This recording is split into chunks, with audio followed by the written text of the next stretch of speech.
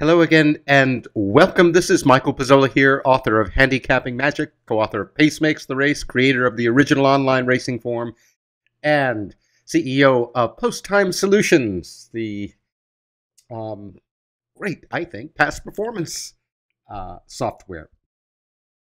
I wanted to follow up with all of you about Kentucky Derby Day 2013. And first of all, thank you so much for all of your kind words and emails. And, I got a few that were pats on the backs that said, gee, Michael, the Kentucky Derby is a really tough race. And it's got, 19 in this year's case, colts, and it rained. And yes, all of that. And all of that I explained and talked about in the Derby Rant video. It's an impossible race and not an investment quality race. Having said that, I bet that. I bet Jack, as I said I would, because it was a good recreational bet. Now, when the race came up sloppy, that was another level of difficulty. But I talked about 5 races yesterday, the Kentucky Derby, and 4 others. And I want to make an important point about that, okay, which is this. There is a difference between the recreational handicapper, and I'm using the word handicapper on purpose, the person who thinks of picking winners being the object of this game. And then there's what I call the stage 2 value capper, who uses some handicapping principles, but the main focus is on the bottom line. Now, you won't get many so-called handicapping experts showing you exactly what I'm about to show you. In the, and again, just to recap, in the 7th race at Churchill Downs, I said I'd go for the 8 by Rama. If the price wasn't there, I would bet the 9.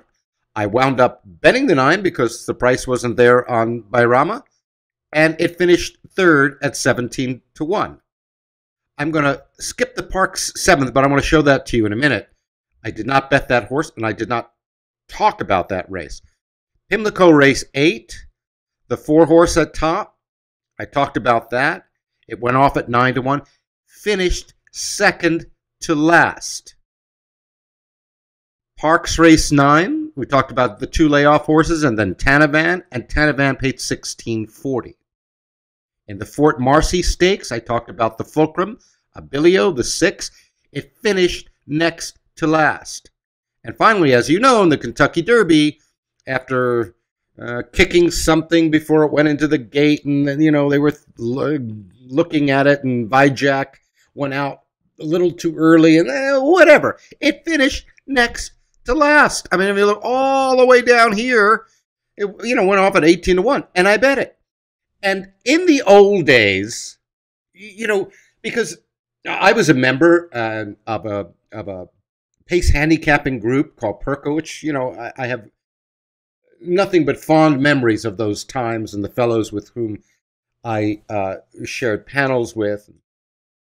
I would go back and figure out what I did wrong. I mean, good God, how could you lose 4 out of 5 races? Not just lose, but these horses, I mean, except for the one that finished 3rd at 17-1, these horses are up the track. What went wrong? Well, nothing went wrong. Now, I'm going to show you a race that I didn't have because I wasn't sitting at the race book during this time yesterday.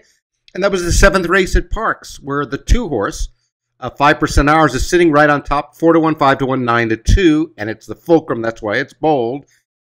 This horse pays $32.60. Many on the Wizards Forum had this, and this was a day maker. Okay?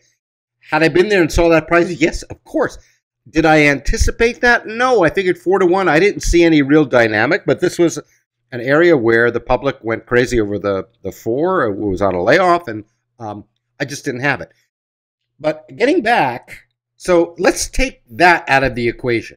Okay, let's take that one. I woulda, coulda, shoulda. I didn't. I bet 5 horses.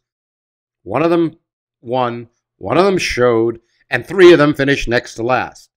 In the past, I would have been recalculating, figuring out what went wrong, trying to reverse engineer Orb's winning. Let me show you something, please. Here's a picture of my ticket on the ninth race at Parks and 5-4.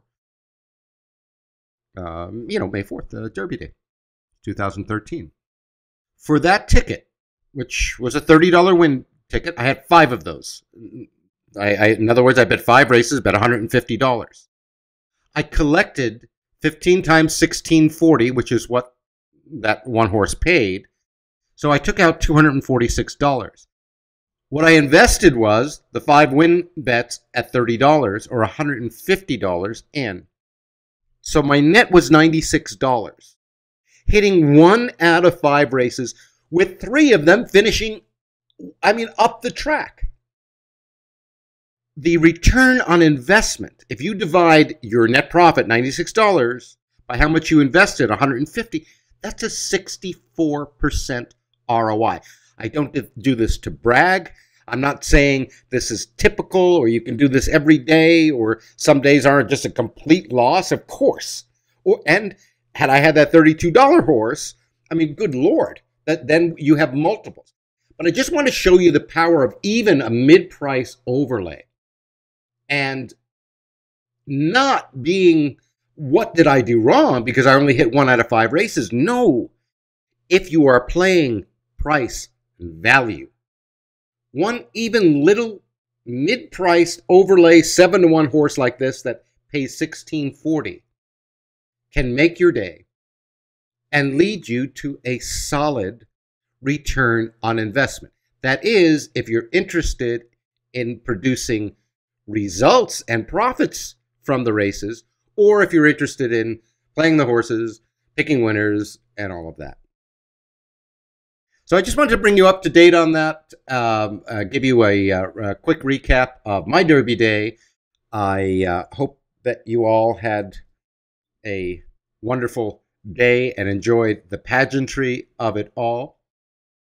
And I look forward to speaking with you and sending you my Preakness rant, which is coming up in just a couple of weeks. So until then, this is Michael Pizzolla saying, let the bet make you.